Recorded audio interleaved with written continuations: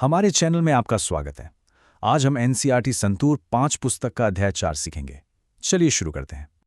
तो चलिए शुरू करते हैं एक बहुत ही खास और मैं कहूंगी बहुत ही चतुर तोते की कहानी। तो ये कहानी है एक अमीर व्यापारी की और उसके एक बहुत ही अनोखे तोते की। अब ये तोता कोई मामूली तोता नहीं था। हाँ, बातूनी तो था ही, लेकिन उससे कहीं ज्यादा वो बहुत चतुर था।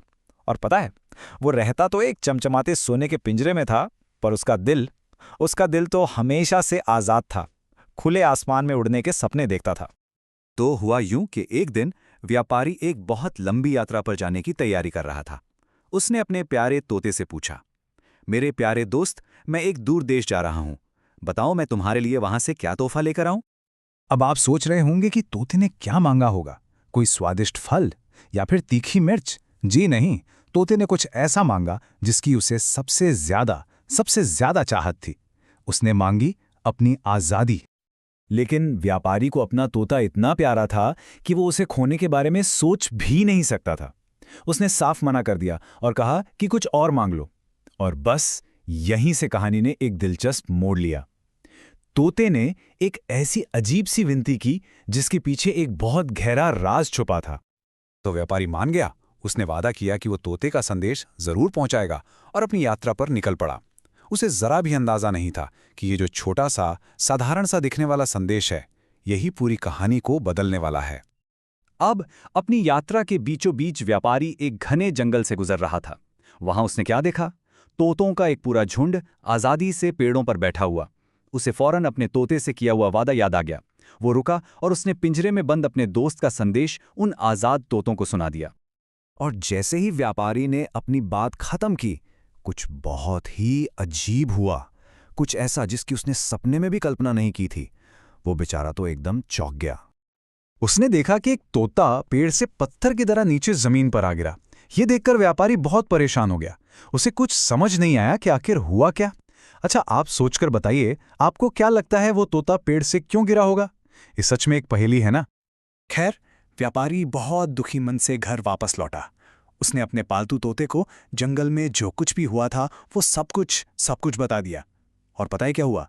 जैसे ही उसने अपनी बात खत्म की, एक और चौंकाने वाली घटना घटी, बिल्कुल वैसी ही जैसी जंगल में हुई थी। अपने प्यारे तोते को भी उसी तरह गिरा हुआ देखकर व्यापारी का तो दिल ही टूट गया। उसे लगा कि वो भी मर गया। उसने बहुत दुखी होकर पिंजरे का दरवाजा खोला, धीरे से तोते को बाहर निकाला और उसे खिड़की पर रख दिया। लेकिन कहानी यहां खत्म नहीं होती, क्योंकि वो तो तोता मरा नहीं था।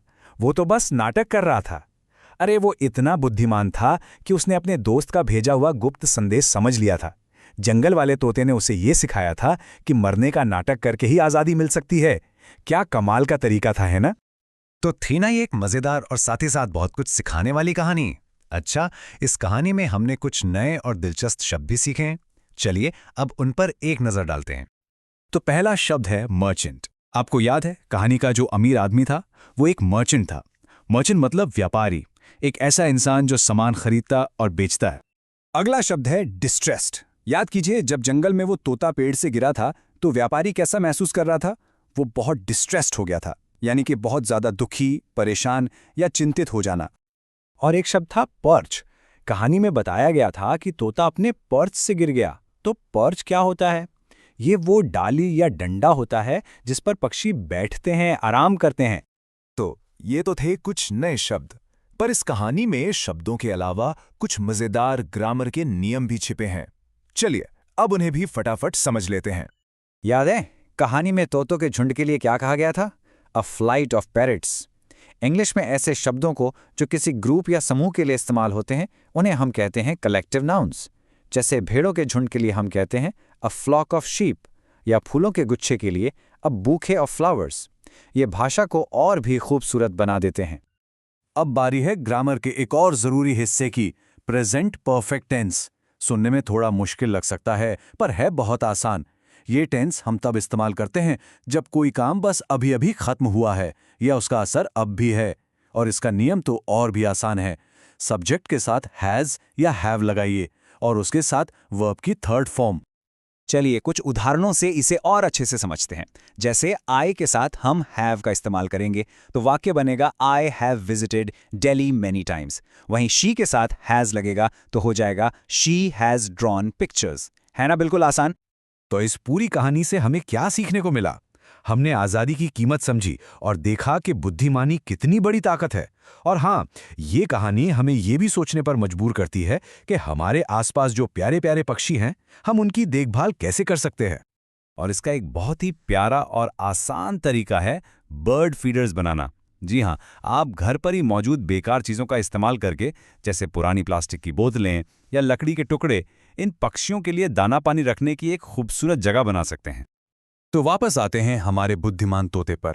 देखिए कैसे उसने अपनी बुद्धिमानी से अपनी सबसे बड़ी मुश्किल को हल कर लिया। बिल्कुल उसी तरह हम सब भी अपनी सूझबूझ से किसी भी प्रॉब्लम का सामना कर सकते हैं। तो अब ये सवाल आपके लिए है, जरा सोचिए, आप अपनी विजडम, अपनी बुद्धिमानी का इस्तेमाल अपनी किसी मुश्किल को सुलझाने के लिए कैसे कर सकते हैं। देखने के लिए धन्यवाद। हमारे चैनल को लाइक, शेयर और सब्सक्राइब करना ना भूलें।